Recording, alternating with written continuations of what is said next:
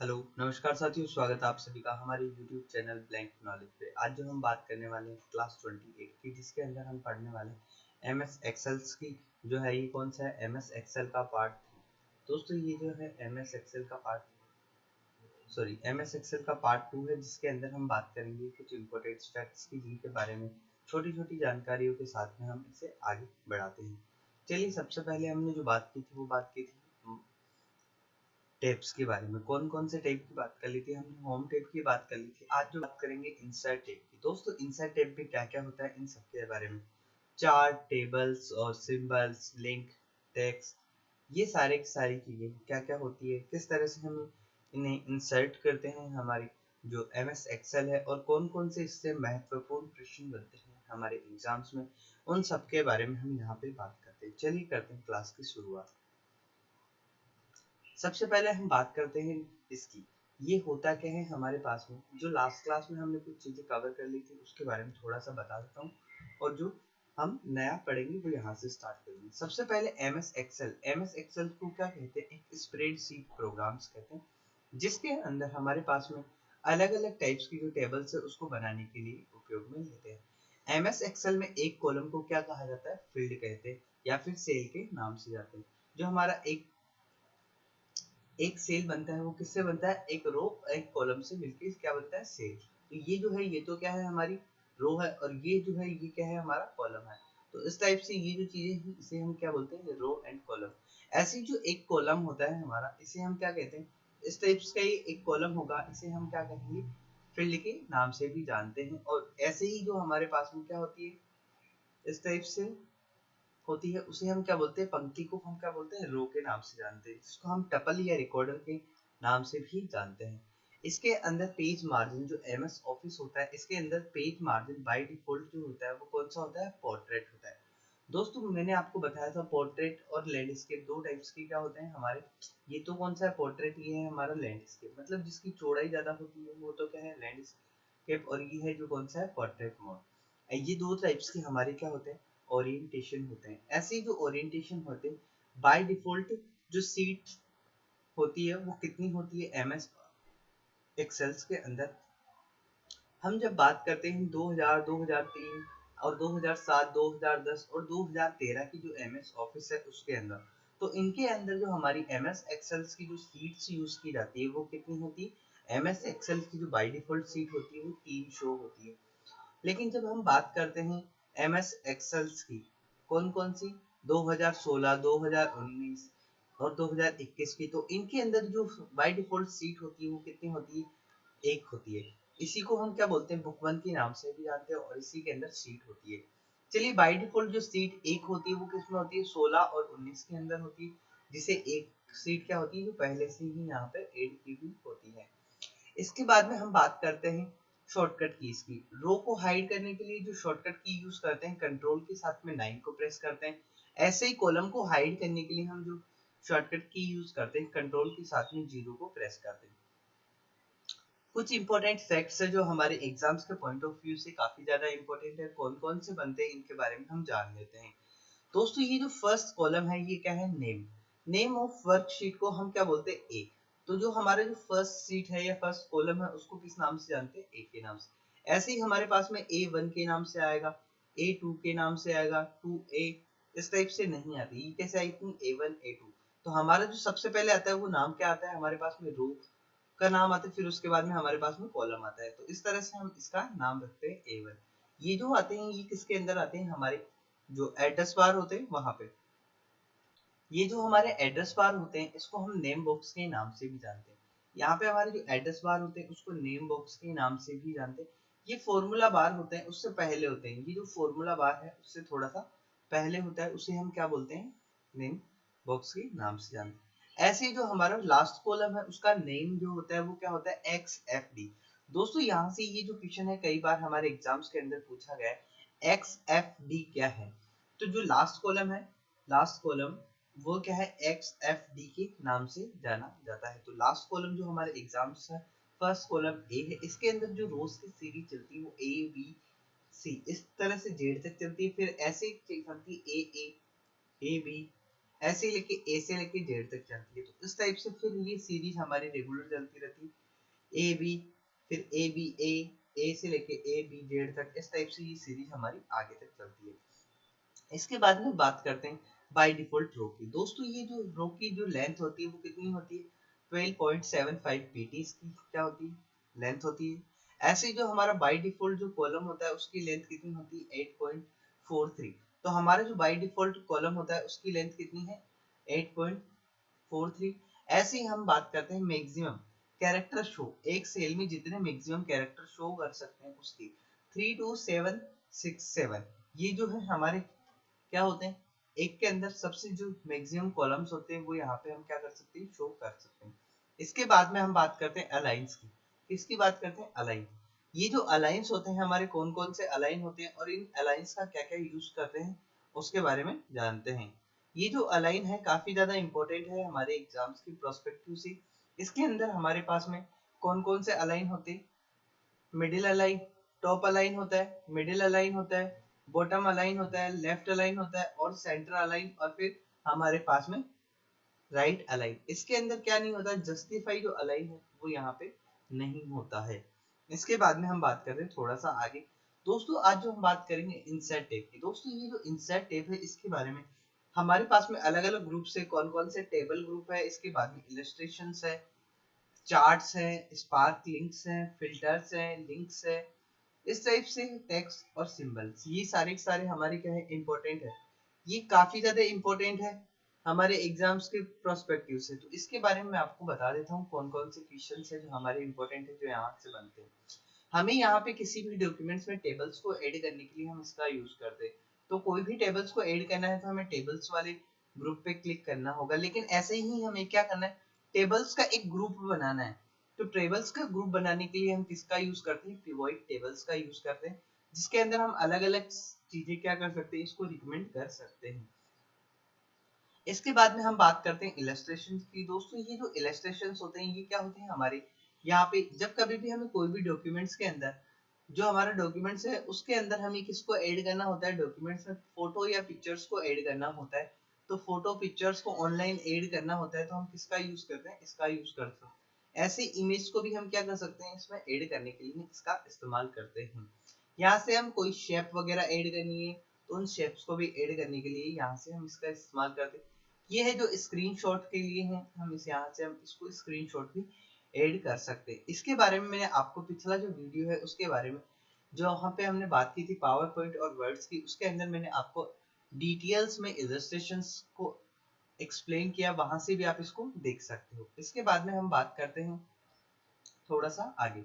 इसके बाद में हम चार्ट्स की बात करते हैं। दोस्तों चार्ट्स की बात करने से पहले मैं आप सभी को एक चीज बता देता हूँ, जो विद्यार्थी हमारे प्लेटफॉर्म पे नए हैं वो हमारे चैनल्स को सब्सक्राइब करें, जिससे हमारे चैनल पे आने वाली जितनी भी अपडेटेड इंफॉर्मेशन है वो आपको समय पे मिलती रहे। चलिए इसी के साथ में हम बात करते हैं चार्ट्स की। दोस्तों ये जो चार्ट्स होते हैं वो क्या होते हैं, ये जो चार्ट्स होते हैं इनके माध्यम से हम अलग अलग जो डिटेल्स होती है हमारे कहाँ पे, डेटा बुक के अंदर। ऐसे ही इस डेटा बुक के अंदर हम क्या करेंगे, अलग अलग टाइप्स की डिटेल्स दी हुई है, इन डिटेल्स को हम क्या करते हैं एक ग्राफिकल फॉर्म में, जिससे ग्राफिकल फॉर्म में रिप्रेजेंट करने के लिए, ग्राफिकल फॉर्म में रिप्रेजेंट करने के लिए हम किसका यूज करते हैं, चार्ट्स का यूज करते हैं। यहाँ से हमारे पास में हमारे डेटा के अकॉर्डिंग यहाँ पे रिकमेंड चार्ट हमारे पास में आ जाते हैं। ऐसे ही हम क्या करते हैं, कोई भी डेटा शीट होती है तो जो डेटा शीट होती है उस डेटा शीट के अकॉर्डिंग भी हम क्या कर सकते हैं, इसके अंदर इसको यूज कर सकते हैं। तो ये जो डेटा शीट के अकॉर्डिंग यहाँ से हम क्या कर सकते हैं, चार्ट्स को यूज करते हैं। ऐसे ही किसी चार्ट्स को हमें समराइज करना है तो हम पीओआई चार्ट का यूज करते हैं, जो ऑटोमेटिक अपनी इंफॉर्मेशन को इनको क्या कर देता है, शो कर देता है। ये कैसा होता है इसके बारे में मैं आपको बता देता हूँ। चार्ट्स, देखिए दोस्तों जब हम चार्ट्स पे क्लिक करते हैं तो हमारे पास में चार्ट्स के लिए हमें एक रैंडम टेबल्स की आवश्यकता होती है या फिर कोई भी एक जो डेटा टेबल है उसकी आवश्यकता होती है। जब ये हमारा डेटा टेबल इस टाइप से बना हुआ होता है तो हमें एक डेटा टेबल को सिलेक्ट करना होता है।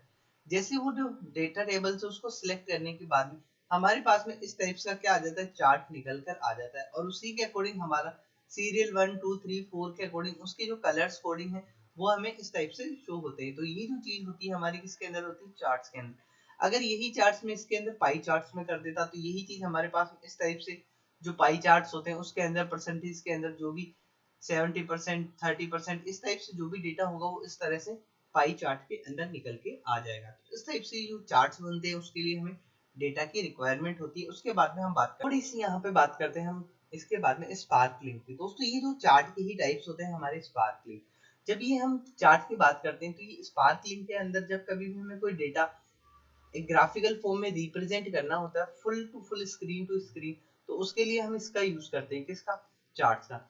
जिस टाइप से हम इस टाइप के जो चार्ट्स है वो स्कूल्स में, कॉलेज में इस टाइप के, या फिर कोई भी हमें स्टॉक्स के जो चार्ट्स बनाने होते हैं उन चार्ट्स को पढ़ने के लिए भी हम ऐसे टाइप्स के क्या करते हैं, इनका यूज करते हैं। तो ये जो क्या है एक तरह से हमारे पास में चार्ट का को बनाने का काम करते हैं। तो इस टाइप से जो डेटा होता है वो कौन सा होता है, हमारा चार्ट्स का डेटा होता है, जिससे हम अलग अलग टाइप्स की जो चार्ट है वो यहाँ पे शो कर सकते हैं। तो इस टाइप्स की जो चार्ट होते हैं वो यहाँ पे हमें दिख जाते हैं। तो यहाँ से हम क्या कर सकते हैं, विन लॉस का, कॉलम्स का और लाइन्स का चार्ट कहाँ से इंसर्ट करते हैं, स्पार्क लिंक से इंसर्ट करते हैं। दोस्तों ये जो फिल्टर्स वाला ग्रुप है ये एग्जाम्स के पर्सपेक्टिव से काफी ज्यादा इंपॉर्टेंट है, इसके बारे में जानते हैं। ये जो फिल्टर है हमारे पास में अलग अलग टाइप से कोई डेटा लिखा हुआ है, लेकिन यहाँ पे हमने फिल्टर्स को अप्लाई किया।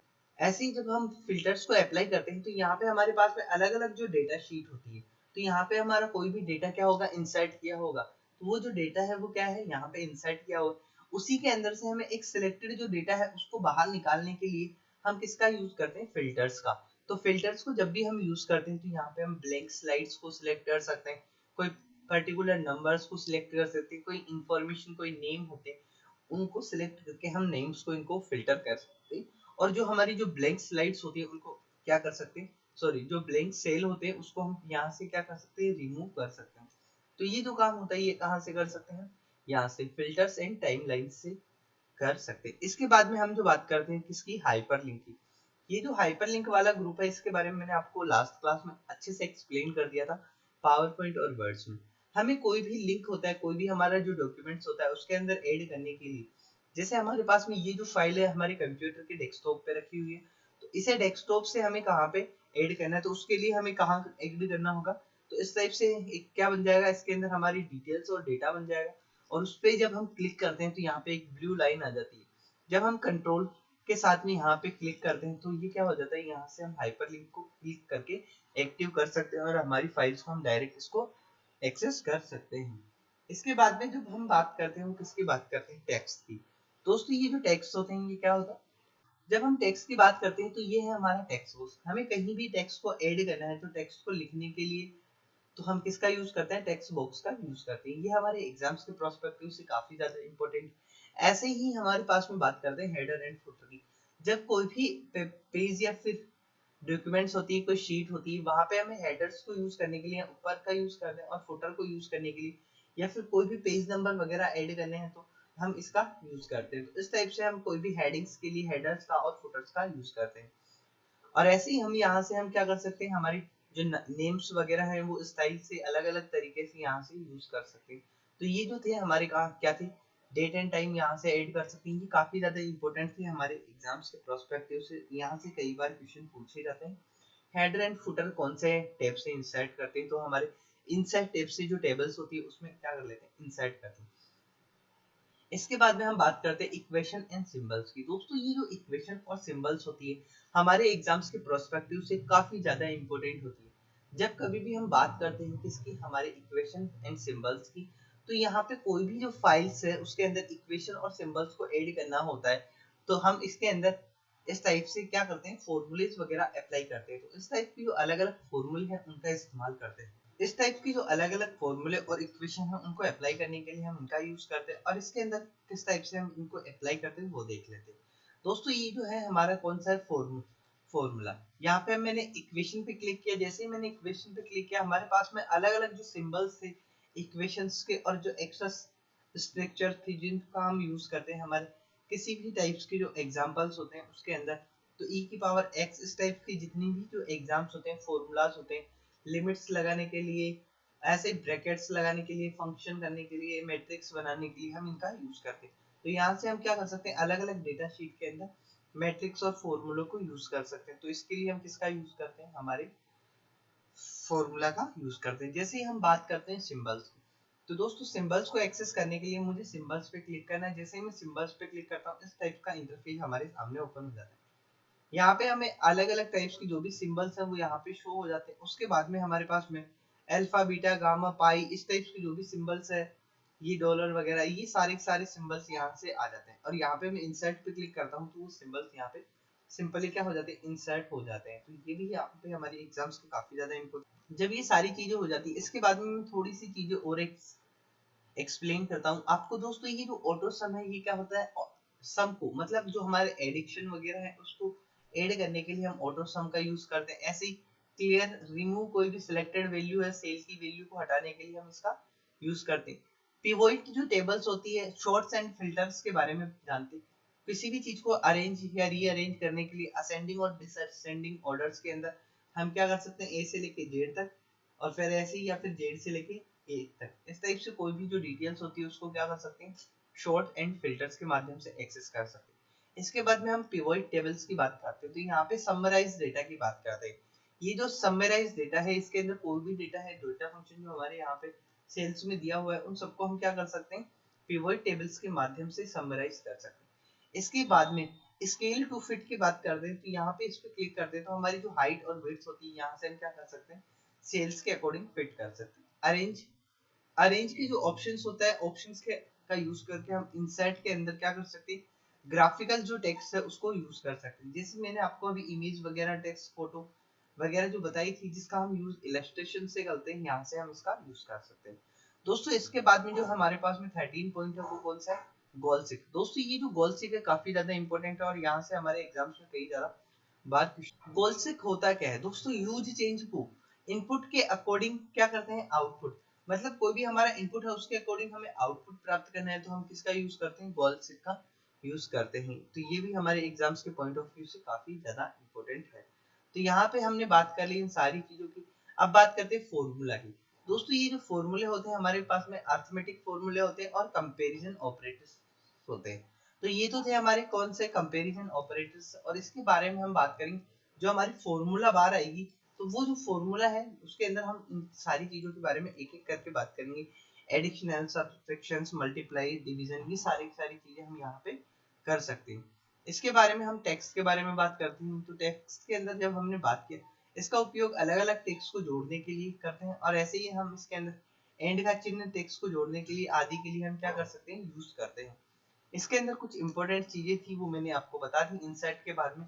इंसर्ट के बाद में हम जो थोड़ी सी बात करते हैं वो बात करते हैं पेज लेआउट की। दोस्तों ये जो पेज लेआउट है इसके बारे में मैंने आपको एक्सप्लेन कर दिया था जो एमएस वर्ड के अंदर। ऐसे ही मैंने पीपीटी जो पढ़ाई थी आपको लास्ट वीडियोस के अंदर, वो आप देख सकते हो पिछले वीडियो में जाके। अगर नहीं मिलती है तो आप यहाँ पे आई बटन पे भी क्लिक कर सकते हो, यहाँ से आपको सारी की सारी मिल जाएगी। इसके बारे में अपन बात करते हैं थोड़ी सी। दोस्तों ये जो है हमारा क्या है, पेज लेआउट। पेज लेआउट के अंदर थीम्स को ऐड करने के लिए, जैसे हमारा कोई भी डेटा शीट है उन सीट्स की क्या करना है, हमें थीम से अप्लाई करनी है, कलर्स चेंज करना है, फॉन्ट अप्लाई करनी है, तो ये यहाँ से थीम वाले ग्रुप से। पेज सेटअप के बारे में, पेज के अंदर कोई भी टाइप्स का कोई मार्जिन हमें रखना है, लेफ्ट राइट अप डाउन इस टाइप से कोई भी मार्जिन लेके चलना है तो मार्जिन को सेट करने के लिए इसका यूज करते हैं। फिर बात करते हैं ओरिएंटेशन की। दोस्तों हमारे पास में टू टाइप्स के ओरिएंटेशन होते हैं, एक तो होता है लैंडस्केप, एक होता है पोर्ट्रेट। तो ये जो दोनों है हमारे क्या है, ओरिएंटेशन। ऐसे ही हम यहाँ से क्या कर सकते हैं, पेज की साइज को सेट कर सकते हैं। अलग अलग टाइप्स की पेज की साइज होती है उसे हम सेट कर सकते हैं। तो ये जो चीजें थी ये कहाँ से आती है, हमारे पास में सीट ऑप्शंस और अरेंज और फिट टू स्केल, यहाँ से हम क्या कर सकते हैं, यूज कर सकते हैं यहाँ से हमारे। इसके बाद में जो बात करते हैं, तो ये जो था हमारा कौन सा था, हमारा पेज लेआउट, जिसके अंदर हमारे जो एग्जाम से पॉइंट ऑफ व्यू से थीम्स, पेज मार्जिन, ओरिएंटेशन और पेज की साइज जो इंपॉर्टेंट थी वो सारी की सारी हमने कवर कर ली। इसी के साथ में page to scale to fit ये कर सकते हो, जिससे आपका जो सेल है उसकी साइज पे यहाँ से फिट कर सकते हो। इसी के बाद में हम बात करते हैं आगे की वीडियो में। अब आज के लिए इतना ही, मिलते हैं अगले वीडियो। जो 30 है उसके अंदर हम हमारे जो कंप्यूटर का एक महीना या फिर 30 डेज के अंदर हमें पूरी कंप्लीट कोर्स करना था वो मैं आपको करवा दूंगा। उसके बाद में हम जो प्रैक्टिस सेशन है उसके अंदर हम क्वेश्चंस को, अगर आप सभी को हमारी ये वीडियो पसंद आई है तो हमारे चैनल को सब्सक्राइब करें, वीडियो लाइक करें और शेयर करें। मिलते हैं अगले वीडियो में, धन्यवाद। 2 दिन के अंदर हम क्लास